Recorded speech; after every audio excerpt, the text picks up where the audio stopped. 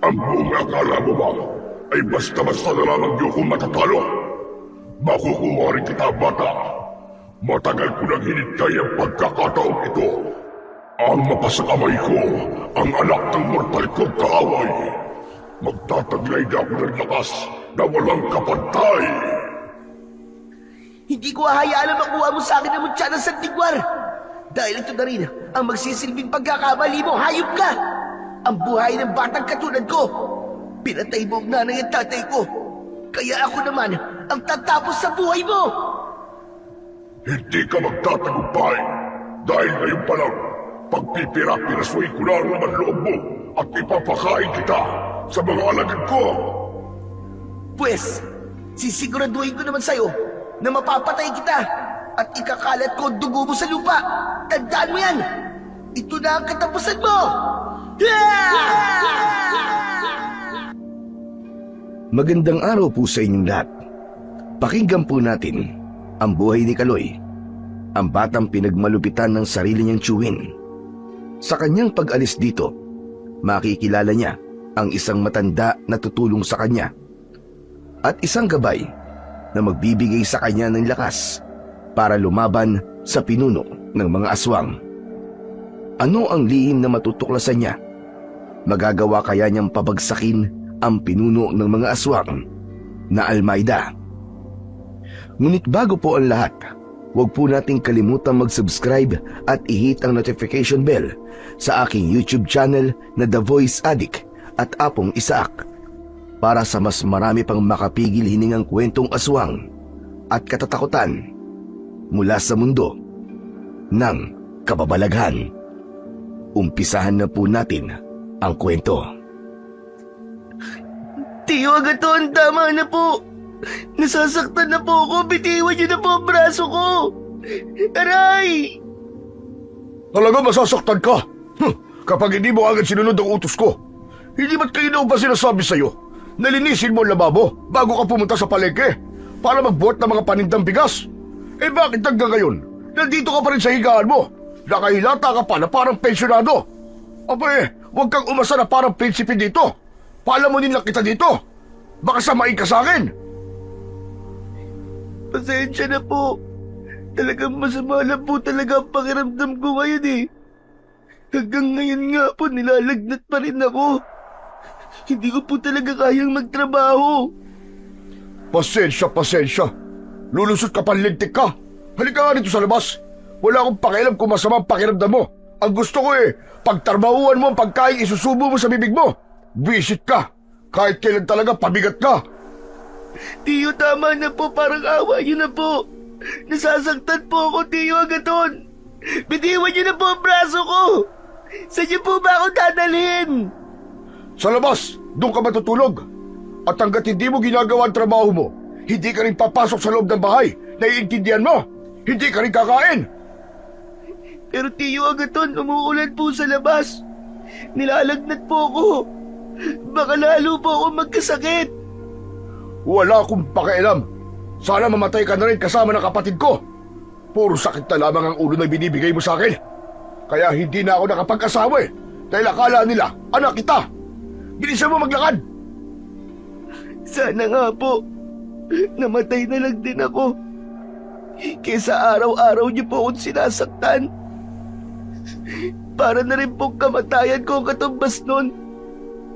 Ito po braso ko. Masakit po. Dahil sa mga dati kong pasa at latay mula sa sinturon niyo.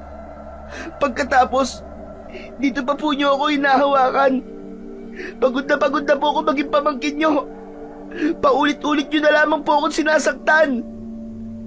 Ba't sumasagot-sagot ka ng hinayupak ka? Sino pinagmamalaki mo? Kaya mo na lumaban? Wala po akong ipinagmamalaki. Nangangatwiran lang po ako. Dahil sumusobra na po kayo. Aray! Bakit niyo po ako sinampal? Para lumagay ka sa dapat mong kalagyan, lintik ka. Pagkatapos kitang pakainin, ito pa ang igaganti mo sa akin. Hala, diyan ka sa labas matulog. Wala akong pakialam kung lumala pa yung lagnat mo. Mamatay ka na kasama ng mga magulang mo. Pagod na rin ako sa pag-aalaga sa'yo. Kadugo niyo po ako. Anak ako ng kapatid niyong babae. Dugo at laman niyo rin po nananalaytay sa ugat ko. Pero bakit ang lupit-lupit niyo po sa akin? Wala kayong puso. Sana hindi ko na lang po kayo naging tiyo. At hindi na lang sana nagkaanak si ate. Tinatanong mo pa kung bakit malupit ako sa'yo? Dahil kamalasan lamang ang dala mo sa buhay ko. Magmula na mapunta ka sa akin, gumulo na ang buhay ko. Hindi na ako nakapag-asawa ng dahil sa'yo. Alam mo, hindi ko alam kung bakit nasa akin ka pa iniwan ni ate. Para kang isang parusa para sa akin. Ang dami namin magkakapatid. Pero akong pinili niya na mag-alaga ng isang batang katulad mo na puro sakit lamang ng ulo ang dala. Hirap na ako sa pag-iintindi sa'yo. Ayoko na! Suko na ako! Kung nahihirapan na po kayo sa akin, aalis na lang po ako dito. Aba't hinahamon mo ba ako, ha? Ang lakas ng loob mo magsabi na aalis ka. Hindi pa nga ako nakakabawi sa'yo. Magdusa ka sa poder ko hanggat hindi ka nakakabayad sa lahat ng perang ginastos ko sa'yo. Kaya kung gusto mong umalis, bayaran mo muna ang kinain mo sa loob ng 10 taon. Ligtik talagang buhay ko. Nakakabwisit. Parang ako pa ang masama sa pagpapalaki ko sa'yo. Dahil hindi ko na po kaya sikmurahin ang mga salitang naririnig ko mula sa inyo. Ang mga pasa at latay sa katawan ko. Kung tutusin, baliwala lang po to sa akin eh. Dahil maghihilom din to pagkaraan ng 3-4 na araw. Pero ang mga salitang binibitiwan nyo, Chong, kailanman ay hindi na po mawawala sa isip ko. Habang buhay ko pong dadalhin sa dibdib ko. Wala na akong ama at ina. Kayo na lamang po natitira kong pamilya. Bakit ganito po kayo sa akin, Tiyo Agaton? Bakit po? Kasalanan ko bang isinilang ako sa mundo? Wala akong panahon sa kadramahan mo. Sige, kung gusto mong lumayas, edi lumayas ka. At huwag ka nang babalik sa bahay na ito kahit kailan. Huwag ka rin magpapakita sa akin dahil baka mapatay lang kita. Pagkatapos marinig nang may 10 taong gulang na si Kaloy ang mga salitang yon, mabilis ang takbo niya papunta sa labas ng bakuran ng kanilang bahay. Sumulyap na muna siya sa kanyang tiyo Agaton bago umalis. Masaganang luha ang umagos sa kanyang pisngi habang malalaki ang hakbang na tumatakbo papunta sa madilim na bahagi ng kakahuyan. Parang pinipiga ang kanyang dibdib sa galit at awa para sa kanyang sarili. Pasigok-sigok siyang umiiyak habang hindi alam kung saan pupunta ng mga sandaling yun. Masamang-masama ang loob niya dahil kahit ibinigay na niya ang lahat sa kanyang tiyo Agaton, para dito ay wala pa rin siyang nagagawang tama. Pabigat lang ang tingin nito sa kanya. Paulit-ulit niyang tinatanong ang kanyang sarili na bakit siya pa? Bakit siya pa ang batang mapupunta sa ganong klaseng tao?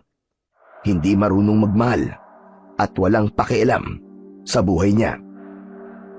Halos hindi lumapat ang mga paa ni Kaloy sa lupa habang tinatahak ang daan papunta sa gitnang kagubatan. Parang nahihirapan siyang huminga at ang hampas ng malamig na hangin sa kanyang muka ay nakatulong na rin upang lumamig ang kanyang pakiramdam. Nang mga sandaling yon ay mataas ang kanyang lagnat dahil na rin sa mga sugat niya sa katawan. Sandali siyang natigilan sa pagtakbo nang makita ang isang aso na ginagaya ang kanyang paghakbang. Katulad niya ay paika-ika rin ito sa pagtakbo at hindi lumalayo sa tabi niya. Kaya't pansamantala siyang tumigil sa tapat ng puno ng santol at pinagmasdan niya ang itsura ng kulay puting aso na may brown na balahibo sa likod. Hoy, aso! Bakit mo ginagaya ang kilos ko, ha? Pati ba naman ikaw? Dadagdag pa sa isipin ko. Umalis ka na nga sa harapan ko. Kung hindi, babatuin kita dyan ng bato. Sinasabi ko sa'yo, hindi ako nagbibiro. Hindi pa nga nasiyahan ang aso sa ginagawa nito, ay lumapit ito sa kinaroroonan ni Kaloy. Habang paika-ika pa rin ang paglalakad, kumunot ang kanyang noo dahil sa pagtataka. Parang hindi rin ito nagbibiro. Totoong masakit nga ang paa nito. Nang tuluyan itong makalapit sa kanya, ay saka lang niya napansin na mataas ito dahil Halos umabot ito sa kanyang dibdib. Malusog ang katawan ng aso na may maamong muka, kaya hindi siya nakaramdam ng takot dito. Lumingalinga siya sa paligid. Iniisip niya na baka naliligaw lang ang aso o di kaya ay may kasama ito at nahiwalay lang sa kanyang mga kasamahan. Pero wala siyang nakitang ibang tao roon at aso. Kahit nga ang lugar na kinaroroon nilang dalawa ay masyado ng malayo sa baryo. Kaya imposibleng may mga taong mamamasyal sa gitna ng kagubatan. Mas lumapit pa sa kanya ang kulay puting aso na para bang humihingi ito ng tulong. Tigilan mo ako ah. Baka akala mo'y mabait ako. Kaya kong kumain ng karne ng aso. Baka ipakatay kita sa tiyo ko. O ano? Hindi ka ba aalis? Alis, alis! Lumayo ka sa akin, Chu! Wala akong may tutulong sa'yo. Ipinagtulakan niya ang aso, kaya't natumba ito sa lupa. Para naman siyang nakonsensya sa kanyang ginawa, kaya nilapitan niya ito. Nanatili lamang itong nakahiga sa lupa, habang umaangil na parang nasasaktan. Nag-aalangang hinawakan niya ang likod nito, dahil bigla siyang naawa nang marinig ang pag-angil nito. Nang lumapat sa palad niya ang makapal nitong balahibo, mas lalong lumakas ang pag-angil nito na parang nagmamakaawa sa kanya. Naku, pasensya ka na ah. Hindi ko naman sinasadya yun eh. Mainit lang ang ulo ko. Akala ko naman kasi niloloko mo lang ako eh. Kasi pareho tayong paika-ika sa paglalakad eh. Patingin nga ako ng paa mo. Nasaan ba ang masakit? Ano ba nangyari sa'yo? Bakit may sugat ka? Nanlaki ang mga mata ni Kaloy nang makita ang malaking sugat sa unahang hita ng aso. Butasyon at nagsisimula ng tumulo ang dugo. Mas lalo siyang nakaramdam ng awa para sa aso, kaya nagmamadali siyang nagpunit ng tela sa kanyang damit at itinali niya yon sa sugat nito. Teka! Kailangan nating humingi ng tulong sa mga tao na dadaan sa lugar na to. Kailangan magamot kagad yan para maiwasan ang impeksyon at hindi ka matulad sa akin na nilagnat dahil pinabayaan ko ang sugat ko. Huwag na. Hindi na kailangan. Parang binuhusan ng malamig na tubig si Kaloy nang marinig ang boses ng aso na nakahiga pa rin sa lupa. Napaupo siya sa lupa at napaatras palayo sa aso, habang hindi inaalis ang kanyang paningin sa humihingal na aso. Parang nakita niyang ngumiti ito habang nakatingin sa kanyang muka. Nagsipagtaasa na rin ang balahibo niya sa katawan nang dahil sa labis na takot. Hindi siya makapaniwalang biglang nagsalita ang asong tinulungan niya. Upang makasiguro sa kanyang narinig, muli siyang nagtanong habang mabilis ang tibok ng kanyang puso, at mas inilapit pa ang kanyang tenga upang mas malinaw niyang marinig ang boses nito. Teka, tama ba narinig ko? Nagsasalita ka? Oo, ako si Gaston. Hindi! Ya! Halimaw! May asong halimaw! Mabilis na tumayo si Kaloy at malalaki ang hakbang na tumakbo papalayo sa nakahigang aso. Para siyang hinahabol ng 10 halimaw dahil sa labis na takot. Habang tinatahak niya ang daan palabas ng kagubatan, wala rin tigil ang kanyang sigaw para humingi ng tulong. Pero bigla siyang tumigil sa pagtakbo at muling sinulyapan ang kinaroroonan ng aso. Bigla siyang nakaramdam ng pag-aalala nang makitang hindi naman ito sumunod sa kanya. Sa halip, nakahiga pa rin ito sa lupa habang hinahabol ang hininga. Kahit masakit din ang sugat niya, ay mas inisip ni Kaloy ang kalagayan ng aso. Kung nagsasalita man ang asong tinulungan niya, dapat masaya pa siya dahil magkakaroon na siya ng kaibigang makakausap kapag may problema siya. Kaya pumihit din siya ng takbo pabalik sa kinaroroonan ng aso. Pagdating niya, ay nakita niyang nasasaktan pa rin ito dahil sa sugat sa hita. Tumabi siya rito upang tignan ang sugat nito. Alam kong babalik ka. Dahil hindi ka masamang tao. Tulungan mo ko. May lason ang sugat ko. Kaya ako nanghihina dahil kumakalat na ang lason sa katawan ko. Diyos ko, talagang nagsasalita ka nga, no? Paano nangyari yun? Hindi niyo po ba ako sasaktan o kakainin? Hindi. Hindi na rin mahalaga kung paanong nangyaring narinig mo ang boses ko. Maging ako ay hindi rin makapaniwala na may isang batang makakarinig sa boses ko at nakakausap pa ako ng ganito. Baka ikaw nang matagal ko nang hinihintay. Ha? Ano po? Pero, teka lang, paano po ba kita matutulungan? Ang ibig ko pong sabihin sarili ko nga pong sugat, hindi ko magamot. Ang sugat mo pa kaya? Ganito, dalhin mo ako sa tapat ng malaking puno ng santol na malapit doon sa ilog. Diyos ko, hindi naman kita kayang buhatin. Saka, ano bang itatawag ko sa'yo? Gaston! Gaston na lamang ang itawag mo sa akin. Kausapin mo ako na parang kasing edad mo lang. Alisin mo na ang opo. Sige na, tulungan mo na ako. Hirap na ako. Hindi ba pwedeng dito na lang? Mas malaki pa ang katawan mo sa katawan ko . Hindi kita kayang dalhin doon sa puno ng santol. Hindi mo ba nakikita na parang walis tingting ako sa kapayatan?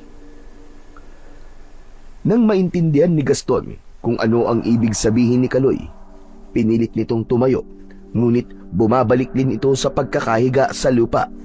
Kaya naman, napilitan na si Kaloy na alalayan ito. Sige, tutulungan na nga kita. Konting tiis lang . Aalalayan na lang kita sa paglalakad para hindi ka masyadong mahirapan, ha? Saan ba tayo dadaan papunta doon sa ilog na sinasabi mo? Sundan mo lang ang malinis na daan na ito. Bilisan mo. Nararamdaman ko na ang lason sa katawan ko. Ayoko pang mamatay. Marami pa akong dapat gawin. Marami pang umaasa sa akin. Ano ka ba? Tinalo mo pa ang tao sa dami ng iniisip mong gawin . Sarili mo muna ang isipin mo. Tignan mo nga ang sarili mo ngayon. Namumutla na ang mukha mo. Parang biglang natawa sa sarili si Kaloy dahil paano niya nasabi yon kay Gaston na namumutla na ang mukha nito, kulay puti ang balahibo ng aso. Ibinaling na lamang niya ang kanyang atensyon sa daan. Ilang minuto lang ang lumipas ay narating na nila ang puno ng santol. Nandito na tayo. Ano nang sunod nating gagawin? Paano ba kita magagamot? Kumuha ka ng tubig sa ilog. Maghanap ka ng baon ng nyog para may paglagyan ka ng tubig. Hala, may tumutulo na likido sa bibig mo. Pati sa ilong mo may dugo na rin. Kaya nakikiusap ako. Bilisan mo ng kumilos, Kaloy. Bago pa ako mawala ng malay. Halos maglubid ang paa ni Kaloy sa pagmamadali dahil sa pag-aalala sa aso. Sakto naman yun na may nakita siyang baon na malapit sa ilog. Mabilis siyang nagsalok ng tubig sa ilog at tumakbo papalapit sa kinaroroonan ng asong si Gaston. Heto, iinimin mo ba to o ibubuhos ko sa sugat mo? Iinumin ko yan. Hindi na nag-aksaya ng oras si Kaloy at mabilis niyang ipinainom sa aso ang tubig sa bao. Kasunod ang pag-ubo ni Gaston. Bigla itong nawalan ng malay. Nag-aalalang napatingin si Kaloy sa hita ni Gaston. Saan kaya niya nakuha ang sugat na to na sinasabi niyang may lason? Mukhang kagat lang naman to ng kapwa niya aso . Ang mabuti pa kaya, linisin ko na rin ang sugat niya. Sandali, kukuha lang ulit ako ng tubig sa ilog. Sandali lang na umalis si Kaloy sa tabi ni Gaston para kumuha ng tubig. At pagbalik niya, ay saka lang din niya tinanggal ang telang nakabenda sa sugat nito sa hita. Pagtanggal niya, ay nagulat siya sa kanyang nakita. May sugat yun na parang unti-unti nang nagsasara. Naghihilom yun na parang kusang nagdidikit ang laman. Napalingon siya sa ilog na kinuhanan niya ng tubig. Bakas ang pagtataka sa mukha ni Kaloy habang nagpapalipat-lipat ang kanyang tingin sa sugat ng aso at sa ilog. Kaya nang hindi niya maintindihan ang mga nangyayari, ay napahilamos na lamang siya ng palad sa kanyang muka. Diyos ko, ano ba itong nangyayari sa akin? Para ako nasa ibang planeta. Nyay, ano ba itong napasukan ko? Parang namamaligdo na yata ako. Ngayon lang ako nakakita ng sugat na mabilis na naghihilom. Muling sinulyapan ni Kaloy ang natutulog na si Gaston. Mas lalo siyang nagulat nang makita niya ang kanyang sugat ay bigla na ring nawala. Maging ang kanyang mga pasa. Kaya inisip niya, ang nagpagaling sa kanya ay ang ilog na pinagkunan niya ng tubig. Para siyang nababaliw sa mga nangyayaring kababalaghan sa kanya. Sinampal-sampal niya ang kanyang sariling pisngi dahil baka nananaginip lang siya. Pero naramdaman niya ang sakit, kaya naman magkakasunod na paglunok ang ginawa niya habang nakatitig sa nakasarang sugat ni Gaston. Hindi kaya ito na ang mapaghimalang ilog? Ganitong naririnig ko sa mga kwento ng matatanda eh. Hindi ko alam na totoo pala ang lugar na to. Pero teka, bakit kaya hindi ito alam ni Tiyo Agaton? Ang alam ko eh, may sakit din siya sa balat. Kailangan malaman ito ni Tiyo. Pero paano? Nagkaroon kami ng sama ng loob at ayaw niya na akong makita. Tumayo si Kaloy at nilapitan ng ilog. Matagal niyang pinagmasdan ang tubig nun. Malinaw yun na halos kita na ang mga bato sa ilalim. Nagpalinga-linga siya sa paligid pero wala siyang nakitang bahay o kahit mga tao man lang. Ngayon lang din siya nakarating sa gubat na yon. Parang hindi pa ito nararating ng tao dahil sa mga namumulaklak na halaman na may kakaibang kulay na maganda sa kanyang paningin. Kahit ang mga halamang gubat, maging ang orkidyas ay hindi pamilyar ang itsura sa kanya. Tanging ang mga puno lang ng santol ang kilala niya. Bukod doon ay wala na siyang alam sa mga klase ng puno na nakatanim sa palibot ng maliit na ilog. Agaw pansin din ang kakaibang puno ng nyog na may maliliit na bunga. Maging ang paro-paro na kanina pang lumilipad sa palibot niya ay masasabi niyang para siyang nasa kabilang dimensyon ng mundo. Isinantabi na muna ni Kaloy ang mga gumugulo sa kanyang isip. Hinintay niyang magising si Gaston pero hindi niya namalayang nakatulog na rin siya sa tabi nito. May hinang yugyug sa balikat ang nagpagising sa diwa ni Kaloy. Napabalikwas siya ng bangon nang makita ang mukha ng isang matandang lalaki na nakatunghay sa kanya. May dala itong mga kahoy at sa tingin niya ay edad 60 taong gulang na ang matanda. Ngunit matikas pa ito at malakas ang pangangatawan kahit maputi na ang buhok nito. Sino po kayo? Bakit po kayo nandito? Ako nga dapat magtanong yan sa'yo, iyo. Abay, anong ginagawa mo sa gitnang kagubatang ito? Malayo na ito sa baryo, ah. Teka. Aba, may lagnat ka. Naglayas ka ba sa inyo? Ano bang pinagsasasabi niyo, Lo? May kasama po ako rito, si Gaston. Isa po siyang asong nagsasalita. Nandito lang po yun eh. Dito po siya natulog. Saka, sa ilog po na yun. Halos manlaki ang mga mata ni Kaloy nang sa pagturo niya sa kinaroroonan ng ilog ay wala na ito doon. Maging ang malaking puno ng santol na sinasandalan ni Gaston ay wala na rin. Bakas sa mukha niya ang pagtataka at hindi napapansin ang malapad na pagkakangiti sa labi ng matanda habang sinusundan ng turo ng daliri ni Kaloy para itong may napansin na bagay sa daliri ng bata at bigla itong natigilan. Siguro mataas ang lagnat mo, kaya ka nagsasalita ng mga bagay na imposible. Hindi po. Totoo po talaga, Lo. Tignan niyo po ang braso ko, pati na po ang binti ko. Nawala po ang mga latay, pasa at sugat ko po sa katawan. Lumusong lang po ako sa ilog na pinagkunan ko po ng tubig para kay Gaston. Maniwala po kayo sa akin, Lo. Totoo po lahat ng mga sinasabi ko. Pero wala talaga akong nakitang kasama mo rito, iyo. Unang-una wala rin akong nakitang aso dito. Ganon din ang puno ng santol at ilog na sinasabi mo. Kadalasan sa mga matataasan lagnat ay nakakaranas sila ng tinatawag na halusinasyon. Kaya hindi sila totoo. Akala mo lang yon. Halika, sumama ka sa akin nang magamot ko ang sugat mo. Pero Lo, sinampal-sampal ko pa nga po ang sarili ko eh. At nasaktan po ako kaya hindi po yun halusinasyon. Sige na, sumama ka na lang muna sa akin sa bahay. Hindi ako mapalagay sa lugar na ito. Marami ang masasamang elemento ang nakatira rito. Wala nang nagawa si Kaloy nang alalayan siyang tumayo ng matanda. Kahit buhat pa nito sa kabilang balikat ang mga nakuha nitong panggatong sa gubat. Kahit nakatayo na siya, ay pilit pa rin niyang iniisip ang mga nangyari. Parang totoo yun at nagtataka siyang umaga na ulit, gayong alam naman niyang malapit ng magdilim ng mga oras na yon. Gaano kaya ako katagal na nakatulog? Saka, alam kong totoo ang mga nakita ko. Hindi ako maaaring magkamali. Tara na, umalis na tayo rito. Alam ko naguguluhan ka pa rin sa mga nangyayari. Pero ito ang totoong lugar na pinagpahingahan mo. Pagmasdan mo ang paligid. Isa pa, alalahanin mo ang huling lugar na tinigilan mo. Hindi ako maaaring magkamali, iyo. Pinaglalaruan ka ng mga engkantadong nakatira sa lugar na ito. Kaya sa bahay na lang natin pag-usapan ang mga bagay na gumugulo sa isipan mo. Doon ko malalaman kung nagsasabi ka nga ng totoo. Wala po akong panahon sa mga pinagsasabi niyo, Lolo.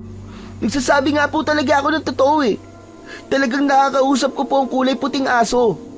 Ginamot ko pa nga po ang mga sugat niya eh. Kaya lang, bigla pong naghilom at nagsara na parang kusang nagdikit ang laman niya. Kakaiba po talaga nangyari sa asong yun. Pero mabait po siya. Hindi niya po ako sinaktan. Para nga pong siya pa po ang tumulong sa akin eh. Para gumaling po ang mga sugat ko sa katawan. Kung may ibang taong nakakarinig sa sinasabi mo, iisipin nila baka nasisiraan ka na ng ulo. Kaya sa bahay na lang natin pag-usapan ang mga nangyari. Bilisan mo maglakad. Marami ang mababangis na hayop sa kagubatang ito. Unang-una ay ipinagbabawal sa mga tao na puntahan ang lugar na ito dahil sa mga ilang kalalakihang nawawala sa gubat na to. Kung hindi lang ako naaawa sa iyo, ay hindi kita lalapitan. Alam ko kasing may problema ka sa pamilya mo, kaya naglayas ka at nagpunta sa lugar na ito. Teka, paano niyo po nalaman yun? Ako pa ba? Matanda na ako. Papunta ka pa lang. Pabalik na ako. Ano pa ba magiging dahilan kung bakit ka nandito? Na bakit na mas gugustuhin mo matulog sa gubat kaysa matulog ka sa bahay nyo? Dalawang klase lang yan eh. Ang wala kang matitirahan o di kaya pinalayas ka na sa inyo. Hindi nakapagsalita si Kaloy dahil tama naman ang sinabi ng matanda. Nakasunod lang siya rito habang naglalakad. Ipinagdasal niya na sana ay walang pamilya ang matanda para hindi siya mahihiyang makiusap dito na kung maaari ay dito muna siya pansamantalang titira hanggat hindi pa nawawala ang galit sa kanya ng kanyang tiyuhin. Yan bang pananahimik mo Tama ang mga sinabi ko tungkol sa iyo. Naglayas ka sa inyo dahil pinalayas ka. Ano namang nagawa mong kasalanan? Nagkaroon po kasi ako ng lagnat. Hindi ko po nasunod ang mga pinag-uutos po sa akin ng tiyo ko. Bawat pagkakamali ko po para sa kanya ay isang malaking kasalanan. Pati nga po yata ang pagkakaroon ko ng sugat sa katawan, kasalanan din yun. Siya po may gawa nito sa akin. Kaya minabuti ko na lamang po na umalis kaysa ang sumagot po sa kanya. Hindi ko na po alam ang gagawin eh. Hirap na po ako. Sino ba siya? Walang magulang na kayang tiisin ang anak. Ulila na po ako sa mga magulang. Pagkatapos pong maisilang ako ng aking ina, ay namatay na po siya. Ang sabi po sa sakit daw. Si tatay naman po, namatay dahil inatake raw po ng mga asong gubat habang naghahanap ng gamot na igagamot kay nanay. Si Tiyo Agaton na lamang po natitira kong pamilya. Kaya lang po palagi po niya akong sinasaktan Parang hindi niya po ako pamangkin. Abay, kawawa naman pala sinapit mo sa tiyo agaton mo. Kilala ko naman pala ang tiyo mo. Kilala siyang sanggano sa lugar natin. Mainitin ang ulo. Saka masyadong mataas magbigay ng presyo ng bigas na mga namimili sa kanya. Kaya napagkaisahan ng mga tao na wag na itong bilhan ng bigas. Nawala ang kanyang mga suki dahil sa pagmamalabis niya sa pagpataw ng mataas na tubo. Kaya siguro mainit ang ulo sa'yo. Ikaw ang palaging sinasaktan. Pero wala naman akong nakikitang pasa at sugat sa katawan mo. Nagtataka na nga rin po ako kung paano pong nangyaring nawala ang sugat at mga pasa ko po sa katawan. Pero teka, sandali lang po, Lolo. Kanina pa po tayo nag-uusap. Hanggang ngayon, hindi niyo pa rin po ako kilala. Ako po si Kaloy. Lolo Elmer na lamang ang itawag mo sa akin. Sa palagay ko, ay tinulungan ka ng mga elementong nakatira sa gubat na to.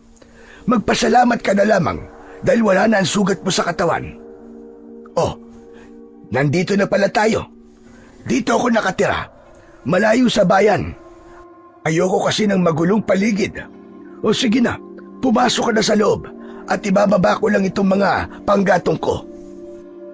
Nauna nang pumasok sa loob ng bahay si Kaloy habang inililibot niya ang kanyang paningin sa mga estanting nakailera na may mga halaman. Nakapatong ang malalaking garapon na may laman sa loob ng mga insekto, pati na ang alakdan at kobra. Nakalutang sa kulay dilaw na likido na may sanga ng mga kahoy. Narinig niya ang yabag ng mga paa ni Lolo Elmer papalapit sa kanya. Maupo ka na muna. Kukuha lang ako ng likido sa garapong may kobra. Po? Naku, hindi na po kailangan. Ayos lang po ako. Baka ipainom niyo po yan sa akin. Huwag na lang po. Salamat na lang po. Hindi ko yan ipapainom sa'yo. Ihahaplas ko yan sa balat mo. May gusto lang ako malaman at masigurado. Sa palagay ko naman nagsasabi ka ng totoo. Ano pong gagawin niyo sa likidong yan, Lolo? Bakit niyo po ihahaplas sa balat ko? Basta, manood ka na lamang. Malalaman mo kung ano ang ibig kong sabihin. Lumapit si Lolo Elmer sa estante na may mga nakapatong na garapon. Kinuha nito ang garapon na pinaglalagyan ng kobra, saka ipinatong sa lamesa na gawa naman sa tabla ng nara. Paharap kay Kaloy, pagbukas ng matanda sa takip ay inilubog nito ang kamay sa kulay dilaw na likido habang nakapikit. Pagkatapos ay panay ang bulong nito sa hangin habang ipinupunas ang likido sa balat ni Kaloy. Parang langis lang yon na may mainit na pakiramdam sa kanyang balat. Halos manlaki ang kanyang mga mata nang may lumabas na mga marka sa kanyang balat at sa binti. Hindi siya maaaring magkamali dahil ang mga markang yon ay ang dating kinalalagyan ng kanyang sugat at pasa sa kanyang katawan. Ganon din ang ginawa ng matanda sa kanyang braso. Talagang nagulat siya sa bisa ng epekto ng katas ng kobra. Hala, paano nangyari yun? Ito ang mga marka ng dati kong sugat Kaya hindi ako naloloko ng mga tao. Dahil alam ko kung nagsasabi ba ng totoo ang kausap ko. Naramdaman ko ang malakas na enerhiya sa katawan mo, Kaloy. Kaya nalaman kong nagsasabi ka sa akin ng totoo. Parang bumigat ang dibdib ko sa dami ng nakita kong sugat sa katawan mo. Parang hindi tao ang may gawa. Sobra kanyang pinagmalupitan. Sigurado akong may dahilan kung bakit niya yan ginagawa sa'yo. Maaaring may lihim siyang karamdaman.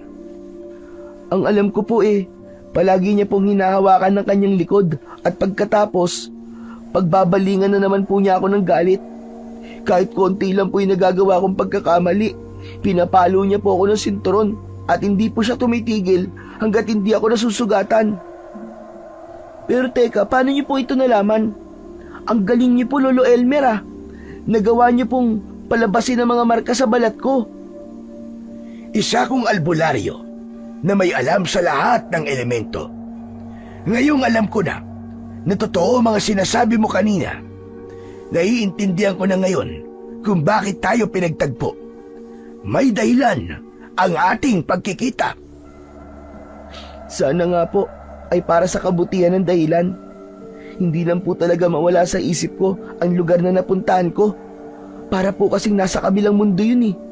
Lahat po ng mga nakita ko ay walang katulad sa lugar natin, maliban po sa ilog at puno ng santol. Talagang nakarating ka sa mundo ng mga engkanto dahil may nagdala sa'yo ron. Ano po? Pero sino po? Saka, mundo ng engkanto? Yun po bang tawag sa lugar na yun? Oo, isang kakaibang lugar na punong-puno ng kababalagan. Hindi ko alam bakit ikaw ang nakarating sa mundo nila. Mahirap makuha ang tiwala ng mga engkanto, kaya't alam kong may kakaiba sa pagkatao mo, Kaloy. Hindi ka isang ordinaryong bata lamang. Merong nakalaan na tungkuling nakaatang sa balikat mo. O di kaya naman ay tumanaw lang ng utang na loob ang engkantadong aso na ginamot mo. Ano po? Engkantadong aso? Wala po talaga akong kaalam-alam na napasok ko ang lugar nila. Hindi ko po alam kung anong tungkulin ang sinasabi niyo, Lolo Elmer. Hindi po ako susunod sa kanila. Pero ikaw, ang bukod tanging nakarating sa mundo nila. Kung sa bagay, hindi mo pa mauunawaan kagad ang sinasabi ko sa'yo. Siya nga pala, mamaya lang mawawala na ulit ang mga markang yan sa balat mo. Maalala ko nga pala, sinabi mo kanina na nakausap mo ang aso, na naririnig mo ang boses ng engkantadong aso. Opo, Lolo Elmer. Kung ganon, siya mismo nagdala sa'yo sa lugar nila dahil tinulungan mo siya. Isa yung masamang pangitain, isang malaking banta na merong lagim na magaganap. At ang masaklap pa, kung ikaw ang batang nakakausap ng engkantadong aso na yon, manganganib din ang buhay mo, pati na ang mga mahal mo sa buhay. Pero bakit po ako? Ang aso lang ang makakasagot sa tanong mo na yan. Siguro, kaya kanya inilabas sa kanilang mundo dahil nag-aalala siya sa kalagayan mo. O baka, naririto lamang siya sa paligid. Ikaw lang ang nakakakita sa kanya, kahit ang makarinig sa boses niya, dahil siya ang gabay mo. Hindi ko lang maintindihan kung bakit at paanong nangyari yon. Ang alam ko sa mga taong nagkaroon ng gabay ay may mutyang taglay, pero wala naman akong nakikitang suot mong mutya. Kahit nga po ako naguguluhan din sa mga nangyayari sa akin eh. Natatakot po ako, Lolo Elmer. Paano kung mapahamak po ako? Paano po kung masama po ang engkantadong yun? Hindi siya masama, Kaloy. May dahilan kung bakit binabantayan ka niya. Isa pa, malakas ang enerhiyang nararamdaman ko sa'yo. Parang nanggagaling sa loob ng katawan mo. Ewan ko po. Hindi ko pa rin po maintindihan. Sunod na ginawa ng matanda ay ginamot naman ito ang lagnat ni Kaloy. Dahil sa mabigat pa rin ang pakiramdam niya, ay muli siyang natulog sa katre ng matanda. Hinayaan siya nitong matulog habang may benda ang kanyang ulo. Pati na ang marka sa kanyang balat ay nawala na rin. Nalaman ni Kaloy na isang albularyo nga ang matanda. Marami ang nagpapagamot kay Lolo Elmer na nanggagaling pa sa malalayong lugar. Nagisnan ni Kaloy na maraming pasyenteng dumating sa bahay ng matanda kahit madilim na ang paligid.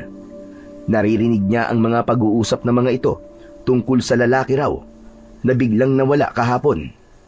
At nang muli raw itong makita ay nasa kakahuyan na ito. Natagpo ang wakwakan tiyan at nawawala na ang mga lamang loob. Butas ang ulo at nawawala pati ang hintuturong daliri. Habang sa kabilang baryo naman daw ay isang batang lalaki na edad ay 10 taong gulang ang bigla raw inatake ng mga asong gubat. Mabuti na lang daw at nakatakas ito, pero kinagat daw ng aso ang hintuturong daliri ng bata. Pagdating daw sa bahay ng bata ay wala raw itong tigil sa pagsusuka ng maitim na likido na may kasama pa raw na uod, kaya dinala na ito sa ospital. Bumangon si Kaloy sa higaan at napasandal sa dingding ng kwarto ng matanda habang naririnig pa rin niya ang pag-uusap ng dalawang pasyente. Ano kayang ibig sabihin ng hintuturong daliri? Bakit yun lang ang kinakain ng mga nilalang na yun? Baka naman aswang sila at hindi asong gubat. Naisipan ni Kaloy na pagmasdan ang hintuturo niyang daliri. Bigla siyang natigilan nang mapansin niya ang kulay itim na guhit sa ilalim ng kanyang balat. Napaunat siya sa pagkakaupo at kinapa ang kulay itim na yon sa kanyang daliri. Sigurado siyang hindi yun matigas. Parang isang guhit lang yun sa kanyang laman. Teka, ano to? Bakit may ganito ko sa tuturong daliri ko sa kanang kamay? Anong ibig sabihin nito? Pinagmasdang mabuti ni Kaloy ang kanyang daliri. Hindi naman masakit, pero kapag hinahawakan niya ng mahigpit, ay para siyang nasasaktan at nahihirapang huminga. Kailangan niyang malaman kung ano yun. Kaya lang, bigla siyang nakarinig ng malakas na sigaw mula sa balkonahe ng matanda. Kasunod ang malakas na pag-angil na parang asong galit. Diyos ko! Halimaw! May halimaw sa pamamahay ko! Umalis ka! Lumayo ka sa akin! Mga kasama, tumakbo na kayo at tumingi ng tulong sa mga tanod! Bilisan niyo! Parang naririnig ni Kaloy na nakikipagpambuno ang matanda sa kung anong nilalang na tinatawag nitong halimaw. Napasulyap sila sa pintuan ng kanyang kwarto nang marinig ang natatakot na boses ni Lolo Elmer. Kasunod ang mga sigawan ng mga tao na halatang nagkakagulo na sa labas at tumatakbo ng papalayo sa bahay nila. Mabilis siyang lumabas ng kanyang silid para tignan ang mga nangyayari. Nagulat siya nang makitang nakaangat na ang paa ni Lolo Elmer sa saig dahil sakal-sakal ito ng isang malaking lalaki na walang suot na pang-itaas na damit. Makintab ang balat nito dahil sa kulay puting likido na nakabalot sa katawan nito. Halos masuka rin siya sa mabahong amoy na sumisingaw sa katawan ng nilalang. Lolo Elmer! Pumasok ka sa kwarto mo! Sa loob ka lang! Isara mo mabuti ang pinto! Kahit hirap na hirap magsalita, ay nagawa pa rin ng matanda na magpumiglas para makawala sa malakas na kamao ng lalaki. Nakatagilid ito sa kanya. Hindi niya nakita ang itsura nito. Pero dahil sa mahabang kuko ng lalaki, ay alam na niya na isa tong masamang nilalang na pumapatay sa mga tao. Isang aswang. Akma na sana niyang lalapitan ang nilalang para sana sipain sa maselang parte ng katawan nito. Pero binitiwan nito ang matanda at si Kaloy naman ang nilapitan nito. Dinig na dinig niya ang pagbagsak ni Lolo Elmer sa saig. Bago pa naramdaman ni Kaloy ang malakas na kamay ng aswang para sakalin siya. Bitiwan mo ako! Aswang ka! Bitiwan mo ako! Lumayo ka sa akin! Bitiwan mo ang bata! Huwag mo siyang idamay, halimaw ka! Lumayo ka sa kanya! Pero hindi nakinig ang nilalang. Mas lalong humigpit ang kapit nito sa leeg ni Kaloy. Saka lang niya nakita sa malapitan ang itsura ng lalaki. Tama siya.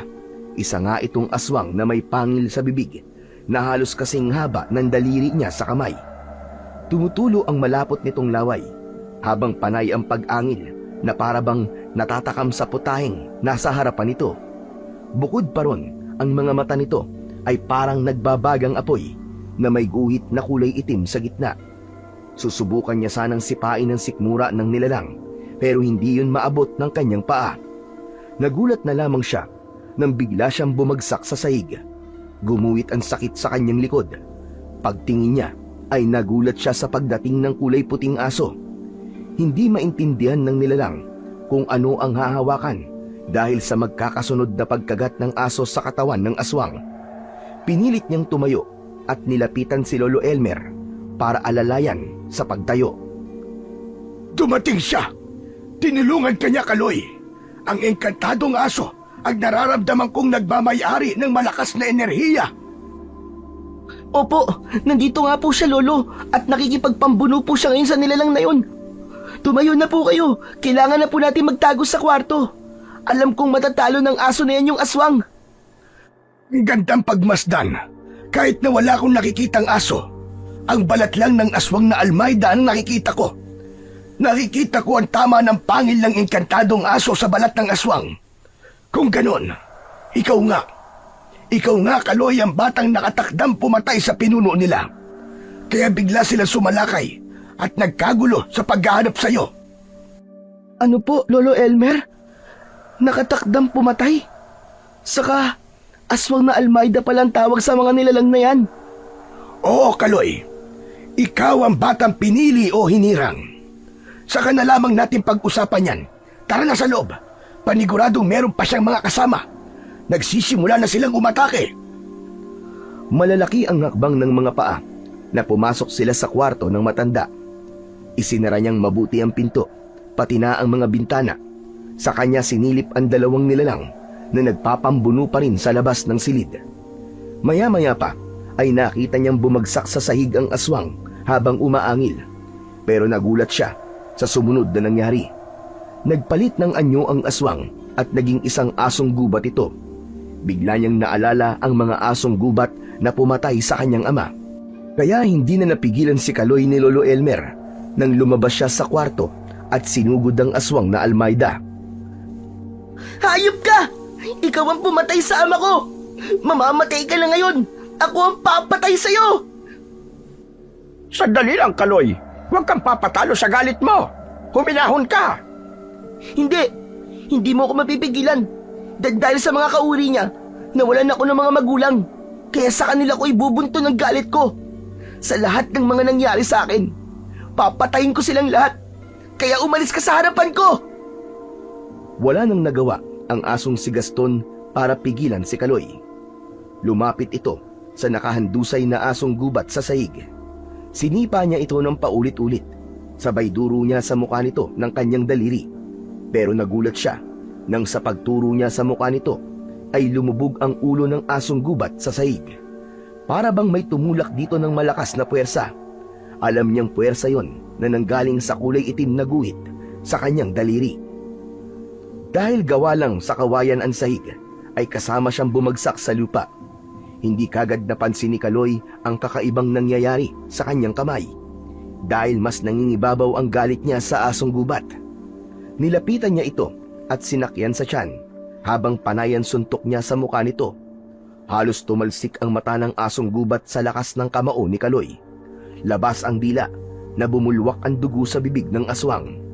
Hanggang sa tuluyan itong malagutan ng hininga. Napatingala si Kaloy sa itaas ng nasirang sahig.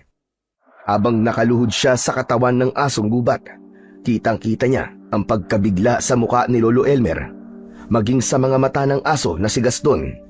Walang gustong magsalita habang nakatingin sa mga kamay ni Kaloy. Hala, anong nangyayari sa akin, Lolo? Tulungan niyo po ako. Ano ba nangyayari sa akin at sa daliri ko? Ano to? Naramdaman ni Kaloy ang paglapit ni Gaston sa kanya na para siyang pinapaalis sa ibabaw ng katawan ng aswang. Nasa silong sila ng bahay ng matanda, kaya kinailangan pa niyang gumapang palabas, papunta sa kinaroroonan ni Lolo Elmer.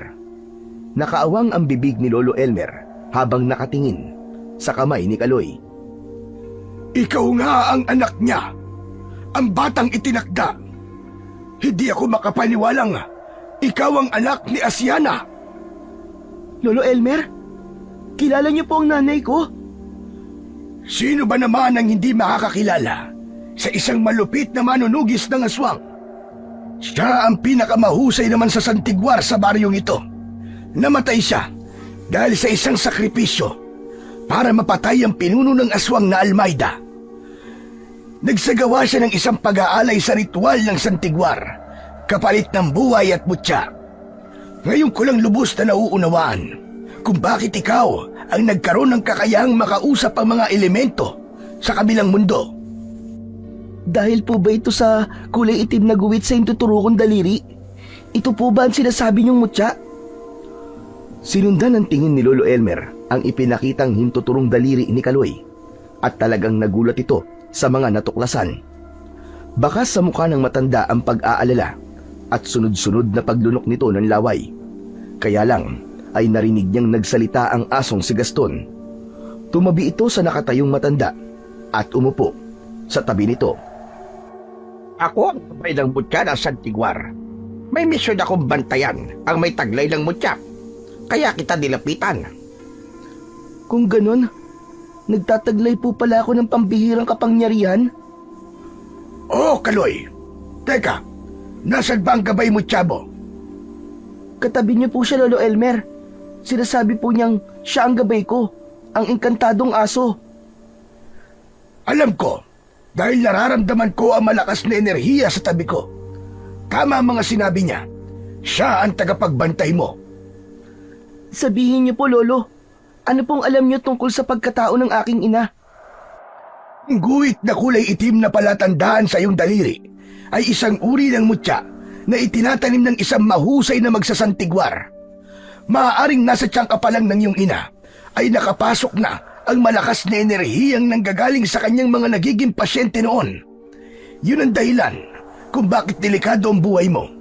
Dahil susubukan nilang kunin ang mutya na nasa daliri mo para sa kadagdagan ng kanilang kapangyarihan. Binabalak nilang pasukin ang mundo ni Gaston para makahanap ng malalakas na enerhiya na magpapahaba sa kanilang buhay. At ang iyong ina ang nag-iisang babae na nakakaalam nito. Subalit nabigo siya dahil mas pinili ka niya. Kaya lang, ipinasa sa iyo ang kanyang tungkulin na nasimulan. Alam niyang magagawa mong lumaban kahit wala siya. Hindi niya alam na ito ang kapalit, ang mas lalong manganib ang buhay mo. Hindi po ako makapaniwalang magsasantigwar ang aking ina. Nabanggit po niyo tungkol sa mutya. Ano po bang klaseng mutya ang nasa daliri ko? Ang mutya ng santigwar, isang sakripisyo ng isang ina para mabuhay ang kanyang anak, kapalit ng kanyang buhay. Ito ang makakatalo sa pinuno ng mga aswang na Almayda. Ang ibig niyo pong sabihin, kaya namatay po ang aking ina ay dahil po sa akin? Tama ka. Pinili niyang buhayin ka kaysa siya ang mabuhay. Maaaring nakahanap siya ng katapat sa kanyang ginagawa. Iisa lang na nilalang ang alam kong kayang tumapat sa kapangyarihan ng iyong ina. Yun ang pinuno ng mga aswang na Almayda. Walang iba kundi si Etero. Ito ang mga aswang na umatake sa iyo kanina.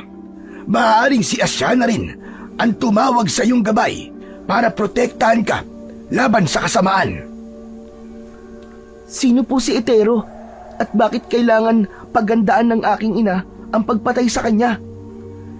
Dahil siya ang pumapatay sa mga albularyo, manunugis at sa lahat ng mga manggagamot na panig sa kabutihan para mag-ipon ng malalakas na enerhiya na sasakop naman sa mundo natin. Gusto niyang magpalakas ng hukbo at mabuhay sa mahabang panahon. Lolo Elmer, paano po ako makakatulog nito? Gayong alam ko na kung ano ang dahilan ng pagkamatay ng aking ina. Kaya pala, ganun na lamang ang galit sa akin ni Tio Agaton dahil kasalanan ko po ang lahat. Humanda ang Etero na yan. Ako mismo ang papatay sa kanya. Huwag mong sisihin ang sarili mo, sapagkat si Asya na mismo ang pumili para buhayin ka. Pagkakataon mo na ito para mapanagot ang mga aswang na gumawa nito sa iyong ina, lalong-lalo na ang pinuno nila. Kaya lang, huwag mong maliitin ang kakayahan ni Etero. Marami nang nabigong pabagsakin siya. Hindi po ako natatakot sa kanya. Siya ang may utang na buhay sa akin. Pati na ang pagbabayad sa mga batang naging biktima niya. Ang ipinagtataka ko lang po, bakit tinutulong daliri lang po ang kinukuha niya sa mga batang kasing edad ko? Hindi mo pa rin ba naiintindihan? Ang buong akala kasi nila ay ang batang mga nauhuli nila ay ikaw. Kaya mas tatagan mo pa ang loob mo dahil marami ka pang pagdadaanan para mapatay siya. Mawalang galang na po sa inyo. Kaloy, pwede na ba ako sumali sa usapan nyo? Teka, sandali lang po, Lolo Elmer. May gusto po yatang sabihin sa atin si Gaston. Abay, ano raw ang gusto niya sabihin?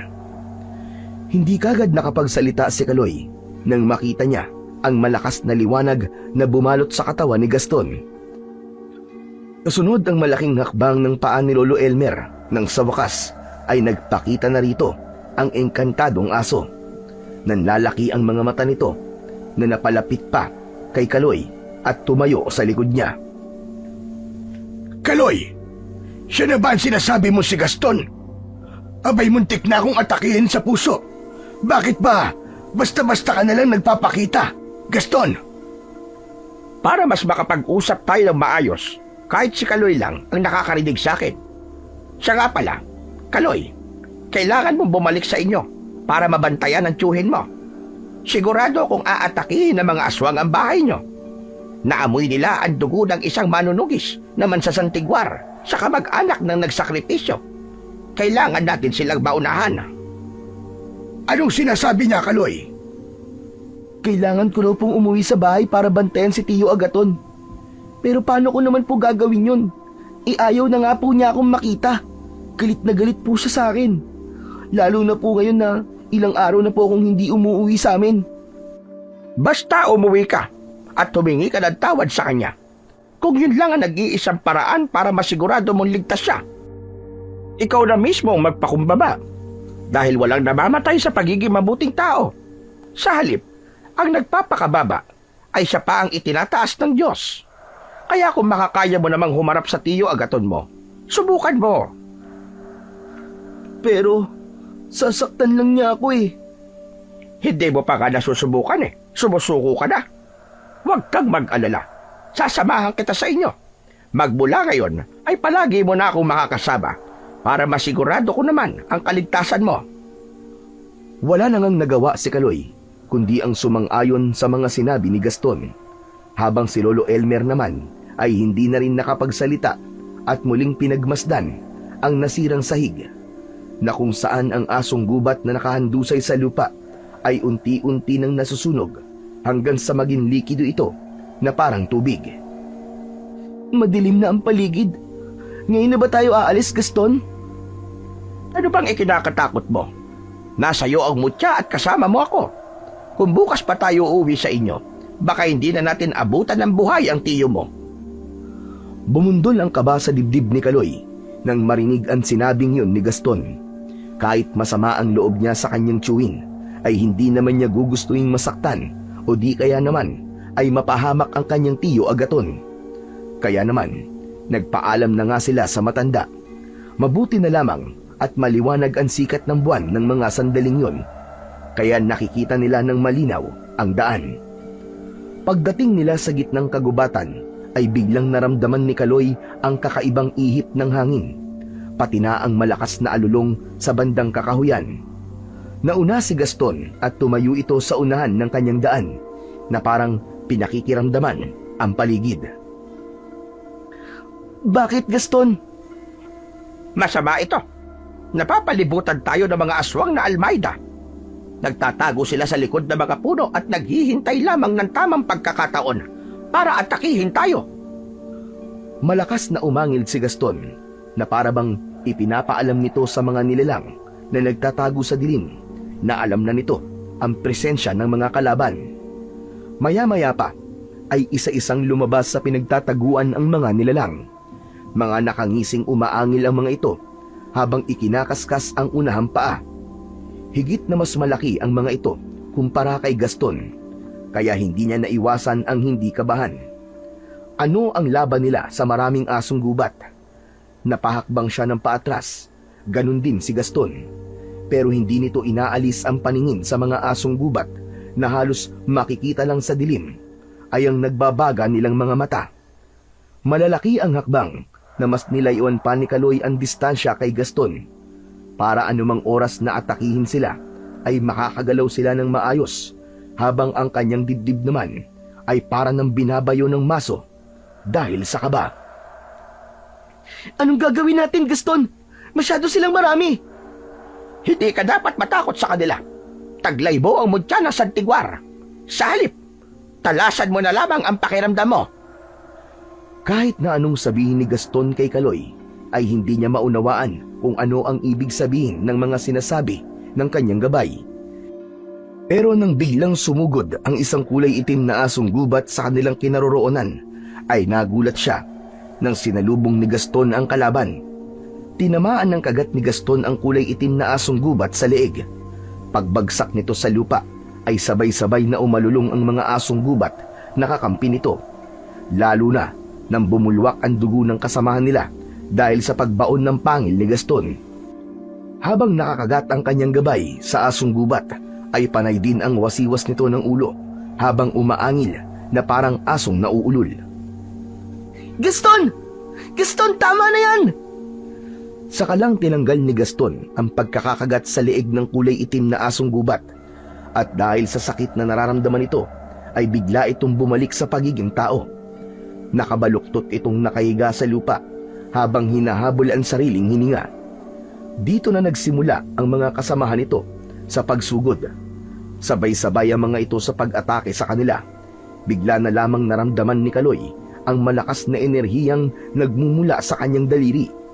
Hindi niya sinasadyang naituro niya ang kanyang daliri sa mga papasugod na kalaban at nagulat siya sa biglang pagbagsak ng mga asong gubat na itinuro niya sa lupa.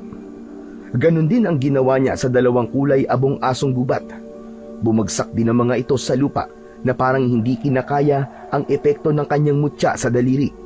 Nagkikikisay ang mga katawan nito. Sa kanya napansin ang malakidlat na liwanag na nagmumula sa kanyang hintuturong daliri. Nabawi niya kagad ang kanyang daliri at nagtatakang napasulyap sa gawin ni Gaston na natigilan na rin sa mga nakita. Isang palatandaan yan na merong mga kauri ko ang nakalabas na sa mundo ko. Kailangan nating makaalis dito. Hindi magandang nararamdaman ko sa mga asong gubat na yan. Para bang may isa pang nilalang ang nakatingin sa atin at pinapanood ang mga kilos natin. Pero teka, sandali lang. Ano mo nang nangyayari sa akin? Bakit ako may ganito, Gaston? Nagkaroon na ng bisa ang kapangyarihan ng mutya na kayang pumatay sa pinuno nila. Kailangan na nating umuwi sa inyo. Nasa panganib na talaga ang Tiyo Agaton mo dahil nagsisimula na ang mga Almayda sa pag-atake sa iyo. Alam na nila na ikaw ang matagal na nilang hinahanap. Wala na silang inaksayang sandali. Mabilis na tumakbo ang dalawa papalayo sa lugar na yon. Kaya naman ang mga asong gubat na nakakita sa kapangyarihan ni Kaloy ay humabol sa kanila habang panay pa rin ang pag-angil. Ang iba naman ay umalulong na parang nagtatawag pa ng mga kasama. Hinahabol nila tayo, Gaston! Kaya mas lalo nating dapat bilisan sa pagtakbo natin. Muling nilingon ni Kaloy ang huli ang daan at gano'n na lamang ang kanyang takot nang makita na kasama ng mga ito ang kanilang pinuno. Higit na mas nakakatakot ito kaysa sa mga alagad nito dahil isa tong tao. May kakayahan itong magpalipat-lipat sa mga punong madadaanan nito. Para itong isang unggoy na kayang lumukso sa mga puno. Wala itong pakpak pero may kakayahang tumalon ng mataas. Kaya nang sa pagtingin niya ulit sa unahan ng kanilang daan ay nakatayo na ito sa kanilang harapan. Pasadsad na tumigil sa pagtakbo sina Gaston at Kaloy. Maging alerto ka. Siya ang pinuno ng mga asong gubat na humahabol sa atin. Siya ay si Itero. Humanda ka dahil lubha siyang mapanganib. May kakayahan siyang magpalit ng anyo kaya mahirap siyang hulihin. Mag-iingat ka. Marami na siyang napatay na higit na mas malakas kaysa sa taglay mong kapangyarihan. Ako ba ang hanap niya? Kaya niya tayo hinaharangan? Ang mutya ng Santigwar na matagal lang nasa kamay mo. Yan ang pakay niya. Makukuha lang nila yan kapag patay ka na. Naniniwala silang kapag napatay ka nila, ay lilipat sa kanila ang kapangyarihang taglay ng mutya. Kaya ako nandito ay para protektahan ka. Kailangan mong lumaban para sa buhay natin. Maya-maya pa ay narinig na rin ni Kaloy ang mga angel sa kanilang likuran. Kaya naman, nagpalinga-linga sila sa paligid. Napansin ni Kaloy na marami ng mga nilalang ang nakapalibot sa kanilang kinatatayuan. Sinubukan ulit ni Kaloy na gawin ang ginawa niya kanina. Itinuro niya ang kanyang hintuturong daliri sa pinuno ng mga ito. Napaatras ito ng hakbang, pero ngumisi itong tumutulo pa ang laway. Pagkatapos ay sumenya sa mga alagad nito gamit ang dalawang daliri.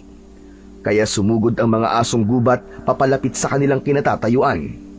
Sinalubong na ni Kaloy ang kulay abong asong gubat. Inatake niya ito sa leeg gamit ang kanyang kamao, sabay turo sa mukha nito. Bumagsak ang kulay abong asong gubat habang nagkikikisay ang katawan na bumubula ang bibig. Pagkatapos ay humanap ng kahoy na maihahampas niya sa mga kalaban, habang si Gaston naman ay abala sa pakikipaglaban sa mga asong gubat at dahil mas malalaki ang kalaban ay tinamaan ito ng kagat sa leeg. Naging maagap naman si Kaloy sa pagtulong sa kanyang gabay. Kaya bago pa man maibaon ang pangil ng kalaban nito sa leeg ni Gaston, ay nagawa na niyang hampasin ito sa muka gamit ang nakuha niyang kahoy sa lupa. Pagkatapos ay hinarap naman niya ang mga natitirang kalaban. Iwinasiwas niya ang kanyang kahoy sa ere at bawat tamaan ng kanyang armas ay bumabagsak ang mga ito sa lupa habang umaangil na parang asong nasasaktan. Tumutulo ang laway at tumitirik ang mga mata na parang nakukuryente. Iwasan mo mga kagat nila, Kaloy! May laso ng kanilang mga laway! Kaloy! Sa likod mo! Hindi na nga nagawa ni Kaloy na maiwasan ang unang pag-atake sa kanya ng pinuno ng aswang na Almayda. Tinamaan siya ng kamao nito sa kanyang sikmura. Kaya halos pasadsad siyang bumagsak sa lupa habang yakap ang sariling sikmura. Namimilipit siya sa sakit, kaya naman mabilis na bumangon si Gaston para atakihin nito ang nakatayong nilalang na parang masaya pa sa nangyari kay Kaloy. Tinamaan ng kagat ni Gaston ang pinuno sa binti nito, pero dinampot lang nito ang batok ni Gaston at inihagis sa kakawian. Nasundan na lamang ni Kaloy ng tingin ang bumagsak niyang asong gabay sa lupa. Tila nagsimula silang manghina sa harap ng pinuno ng mga aswang. Mas lalo siyang nainsulto nang magsalita ito. Ang buong akala mo ba ay basta-basta lamang niyo kung matatalo? Makukuha rin kita, bata. Matagal kong hinintay ang pagkakataong ito. Ang mapasakamay ko, ang anak ng mortal kong kaaway. Magtataglay na ako ng lakas na walang kapantay. Hindi! Hindi ko hahayaang makuha mo sa akin ang mutya ng Santigwar. Dahil ito na rin ang magsisilbing pagkakamali mo, hayop ka! Ang buhay ng batang katulad ko. Pinatay mo ang nanay at tatay ko. Kaya ako naman ang tatapos sa buhay mo. Hindi ka magtatagumpay. Dahil ngayon pa lang, pagpipira-pirasuin ko na ang laman loob mo at ipapakain kita sa mga alagad ko. Pwes, sisiguraduhin ko naman sa'yo na mapapatay kita at ikakalat ko ang dugo mo sa lupa. Tandaan mo yan. Ito na ang katapusan mo. Ah! Sa pagsigaw ni Kaloy, habang tumatakbong pasugod sa kalaban, ay itinuro niya dito ang kanyang daliri. Mula sa kanyang katawan ay bumalot ang isang malakas na liwanag. Nasilaw ang mga kalaban at sa pagtaklob ng mga mata ni Etero ay sakal na ito ni Kaloy sa leeg. Napansin din niya na may kakaiba siyang lakas habang ang kanyang mga mata ay meron ding liwanag. Nagawa niyang maihagis ang pinuno sa katawan ng malaking puno ng akasya. Bumagsak ito sa lupa habang namimilipit sa sakit. Sumuka ito ng kulay itim na likido at sa pagsugod din ng mga asong gubat sa kanyang kinatatayuan ay sinalubong niya ito ng kanyang kamao. Pagpatak nito sa lupa ay nagkikikisay ang katawan nito at nasunog na parang papel.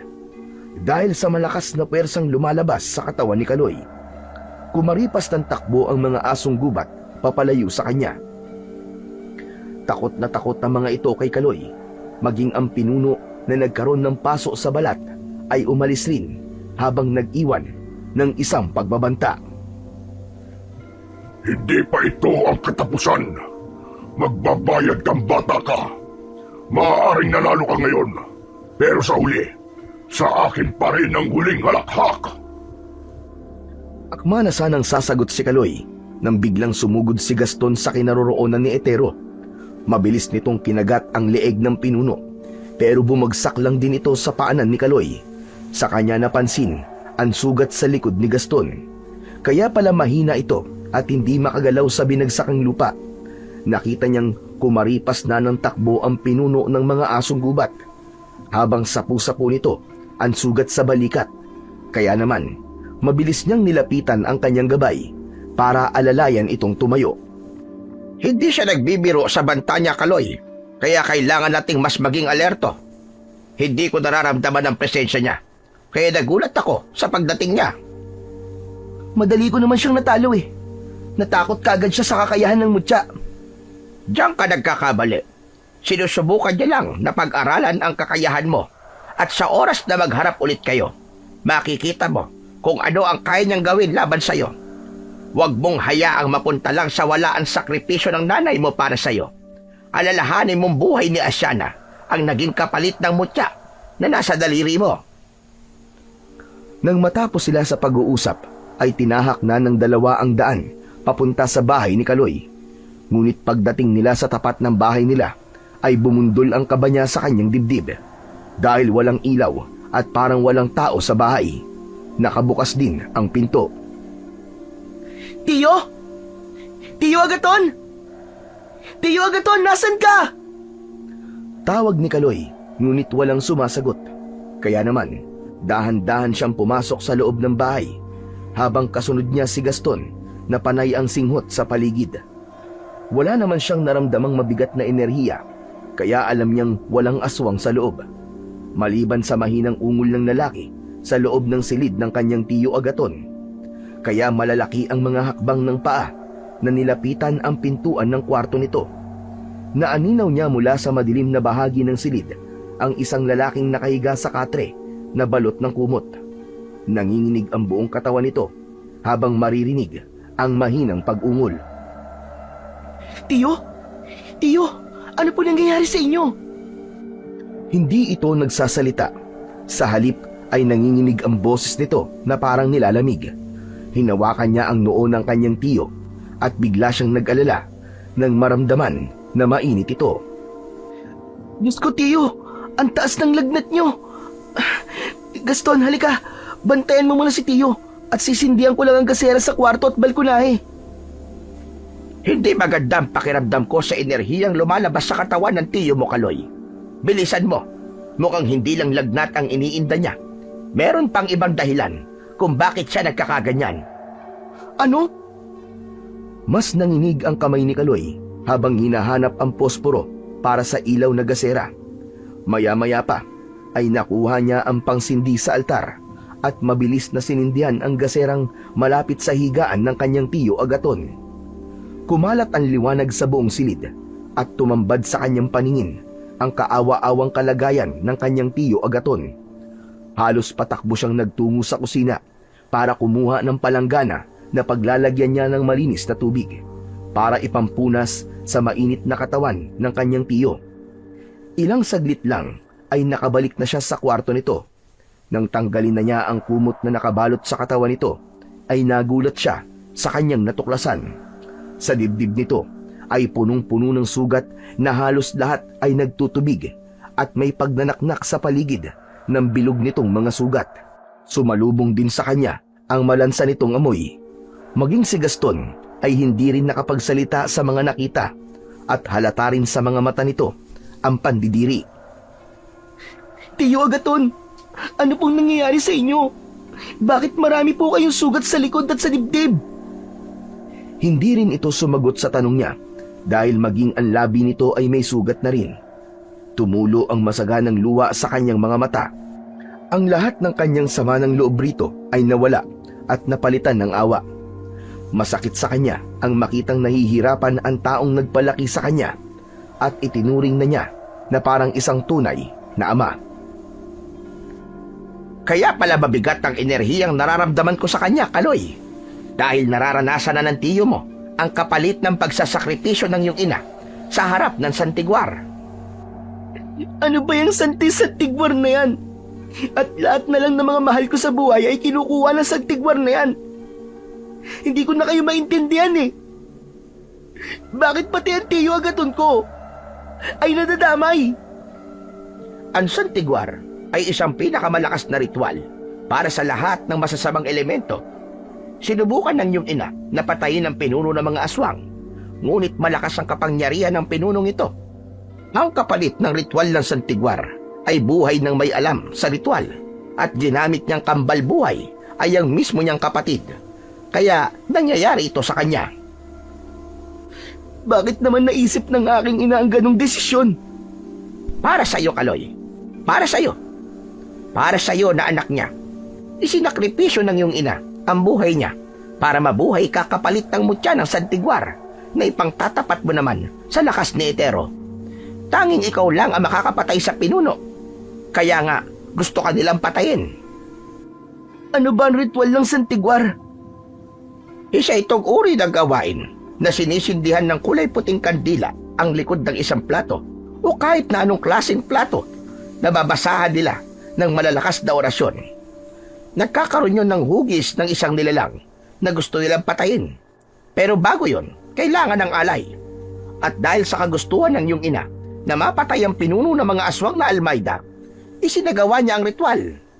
Sa kasawiang palad, sa ginawa niyang yon, ay nabuksan din ang lagusan ng aming mundo at ako ang hiningi niyang gabay para bantayan ka at ng mutya, kapalit ng muling pagsasara ng aming lagusan. Naubos ang pamilya ko dahil sa mga alagad ng pinuno ng mga aswang na si Itero. Lumakas din ang kanyang kapangyarihan habang hindi ka pa nagkakaroon ng kamalayan o isip. At ngayong nasa tamang edad ka na, lahat sila ay susubukang patayin ka para sa mutya. Ang ibig mong sabihin, nasa sinapupunan pa lang ako ng aking ina ay meron ng nakatakdang tungkulin para sa akin? Ang nasa daliri kong ito, matatanggal pa ba ito? Hindi na, kahit kailan. Habang buhay ka nang magtataglay ng mutya ng santigwar at kapag namatay ka, saka lang yan makukuha sa'yo. Nang matapos si Gaston sa pagpapaliwanag, ay natapos na rin si Kaloy sa pagpupunas sa katawan ng kanyang tiyuhin. Malungkot niyang ibinalik ang kumot ng kanyang tiyo, saka itinapon sa labas ang tubig na ginamit niya sa kanyang tiyuhin. Kaya lang, natigilan siya nang sa pagtingin niya sa labas ng bakuran ay nakita niyang nakatayo doon si Itero. Nasa likod nito ang mga kasamang isang batalyon nitong alagad. Naramdaman din siguro ni Gaston ang panganib at malakas na enerhiyang nasa labas ng bahay. Kaya mabilis itong lumabas para samaan si Kaloy. Sinasabi ko na nga ba, at babalik sila. Humanda kayo! Tatapusin ko na ang laban na to! Kumuha ka ng kahit na anong sandata na magagamit mo para hindi tayo mahirapang kalabanin sila. At ang sandatang mahahawakan mo ay magtataglay rin ng kakaibang lakas. Alam kong may baon na kapangyarihan ng pinuno dahil hindi naman niya susugod dito kung alam niyang matatalo siya sa laban. At yon ang higit mong paghandaan, Kaloy. Tama ka, Gaston. Pagkatapos ng laban na to, babawi ako kay Tiyo. Alam ko na ngayon kung bakit sa kanya ako iniwan ng aking ina. Mabilis siyang tumakbo papunta sa kusina at kinuha roon ang itak ng kanyang tiyo Agaton. Malapad ang talim nun at halos kasintalas ng blade. Pagbalik niya ay dahan-dahang humakbang ang mga paa nito papasok sa bakuran. Tumigil lang ang mga ito sa paglalakad nang magsalita na si Itero. Sumuko ka na, para wala nang madamay pa. Kayang-kaya kitang patayin kung gugustuhin ko. Isang utos ko lang sa mga tauhan ko. Tiyak na matatalo kayo. Walang magagawang itak na yan. Marami na rin ako napapatay na mas malakas ang kapangyarihan kesa sa taglay mong mutya. Kaya binibigyan kita ng pagkakataon para sumuko. Dahil ba, bata lang ako, kaya pinagmamalaki mong wala akong magagawa laban sa'yo. Pagkatapos ng nangyari sa aking ina, hinihingi mo sumuko ko. Hindi ako tanga. Alam kong kaya mo sinasabi yan, dahil alam mong matatalo kita sa laban na to. Nagulat sila sa malakas na sigaw ni Tiyo Agaton sa loob ng kwarto nito na parang nasasaktan. Humihingi ng tulong habang si Itero ay mas lumakas ang halakhak na para bang nakokontrol nito ang nararamdaman ni Agaton. Nakataas ang kanang kamay nito sa ere na para bang may pinipiga sa loob ng palad. Kasabay ng pagbulong nito sa hangin, saka naman maririnig nila ang malalakas na sigaw ni Agaton. Hindi na nga nakapagtimpi pa si Kaloy. Dala ng kanyang galit ay mabilis niyang sinugod ito. Maigpit ang kapit niya sa puluhan ng kanyang itak at iwinasiwas niya yun sa hangin. Muntik tamaan si Itero dahil naiwasan ito ang unang pag-atake niya at umikot ito sabay siko sa kanyang likod. Napasubsob siya sa lupa. Mabilis din ang kanyang pagbangon na sinabayan naman ng sabay-sabay na pag-atake sa kanya ng mga alagad nito. Si Gaston naman ay halos pinagtutulungan na ng mga asong gubat sa kabilang gilid ng bakuran. Maririnig ang mga pag-angil at malalakas na kumusyon ng mga nag-aaway na aso. Habang si Kaloy naman ay abala sa pag-iisip kung paano niyang maiisahan si Itero. Hindi to maaari! Hindi ko hahayaang magtagumpay kayo! Lalabanan kita, halimaw ka! Mamatay ka na! Galit na sinalubong ni Kaloy ang mga kalaban at bawat pagtaga niya sa mga ito ay may tinatamaan siyang mga asong gubat. Bumagsak ang mga ito sa lupa habang si Itero ay pinapanood lamang ang ginagawa niya na para bang may hinihintay itong makita. At sa pagliwanag ng kanyang sandata ay bumalot na rin ang kulay asul na liwanag sa buo niyang katawan. Walang makalapit sa kanya dahil kapag nadidikitan ang liwanag sa kanyang katawan ay tumatalsik ang mga ito at bumabagsak sa lupa habang unti-unting natutunaw, parang isang kidlat na kayang umubos sa katawan ng mga kalaban. Tumigil si Kaloy sa kanyang paglapit sa mga asong gubat. Napansin din niya na ang kanyang gabay na aso na si Gaston ay lumiliwanag na rin ang katawan. Halos masunog ang mga kalaban nito dahil sa epekto ng liwanag sa katawan nito. Nalaman niyang kapag bumabalot ang malakas na enerhiya sa kanyang katawan, ay nararamdaman din yun ng kanyang gabay. Kaya naman, nang maubos niya ang mga alagad ni Itero, ay ito naman ang hinarap niya. Nakangisi ito na parang alam na nito kung paano siyang tatalunin. Baliwala ang lakas ng kapangyarihan mo. Hindi na maibabalik ang mga buhay na kinuha ko sa'yo. Gusto mo bang malaman kung paano kong pinatay ang iyong ama at kung bakit gumanti ang iyong ina sa akin? Ang sarap pakinggan ng pagmamakaawa nila para lang mabuhay para sa'yo. Pagkatapos, ang batang iniingatan nila ay isa palang mahinang nilalang, inutil at walang pakinabang. Tumigil ka! Hindi totoo yan! Hindi totoo yan! Yun ang totoo! Demonyo ka! Pagbabayaran mo ang ginawa mo sa mga magulang ko! Kahit ang dugo mo, ikakalat ko sa lupa sa loob ng bakuran ko! Hindi ka makakatakas! Papatayin kita! Huwag ka magpapadala sa galit mo, Kaloy. Isang paraan ni Itero yan para mawala ang atensyon mo sa ginagawa mo. Konektado ang nararamdaman mo sa bisa ng mutya.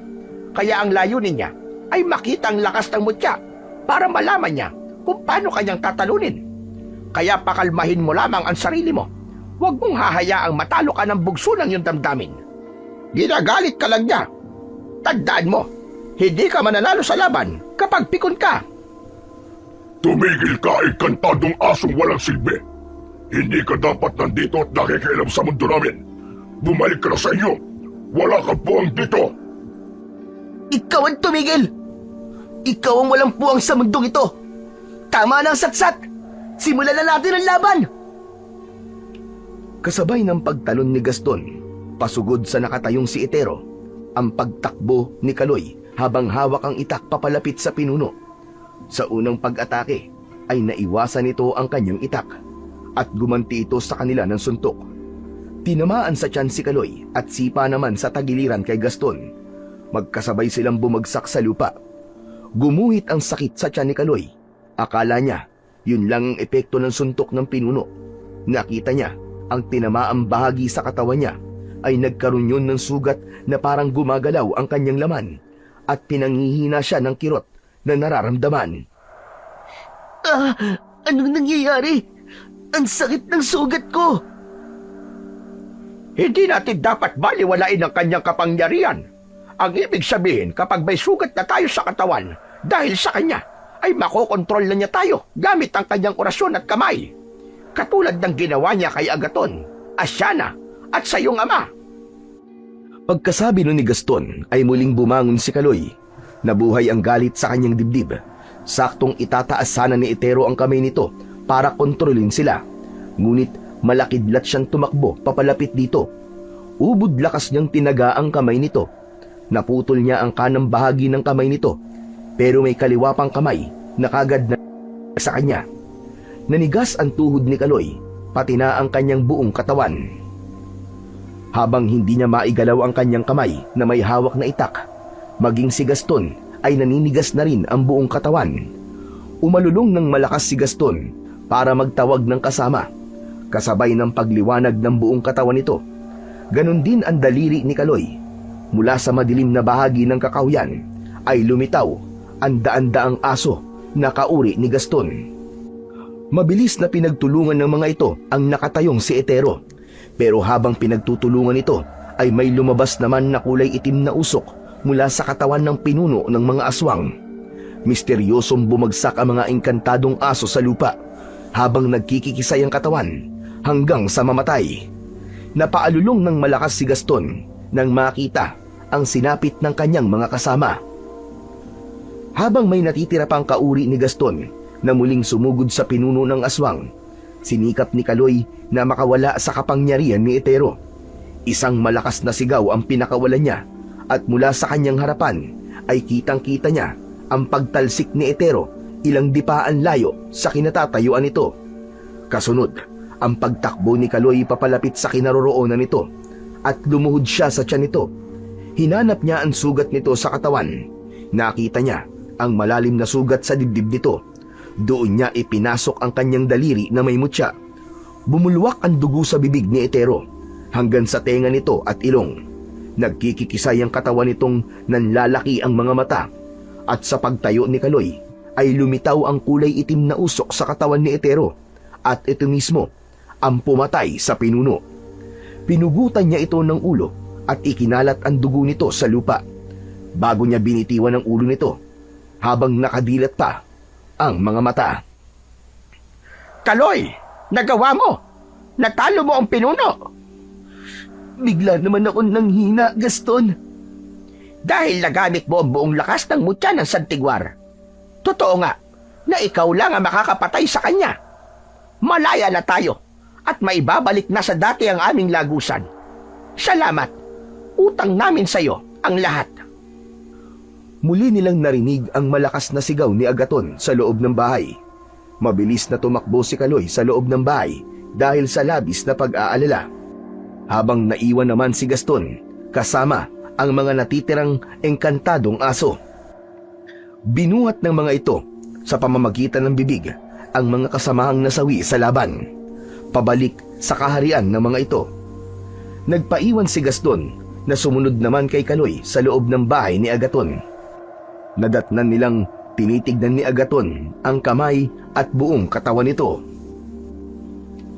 Diyos ko! Magaling na ako! Nawala na ang sugat sa katawan ko! Tiyo, salamat sa Diyos at magaling na po kayo. Patawarin niyo po ako, Tiyo. Hindi ko po sinasadya. Hindi, Kaloy. Ako ang patawarin mo.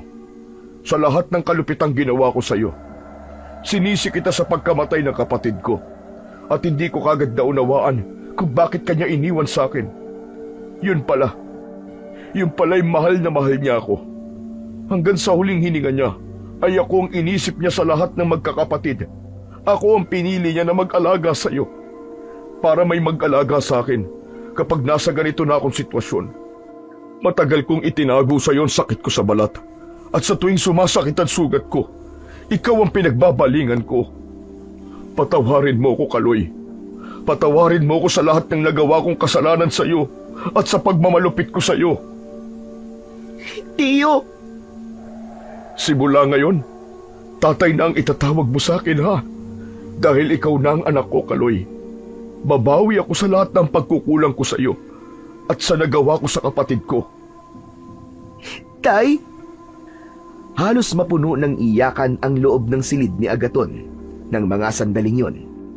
Pinatawad nila ang isa't isa habang si Gaston ay masaya rin na nagampanan niya ang kanyang tungkulin sa batang may taglay ng mutya ng Santigwar.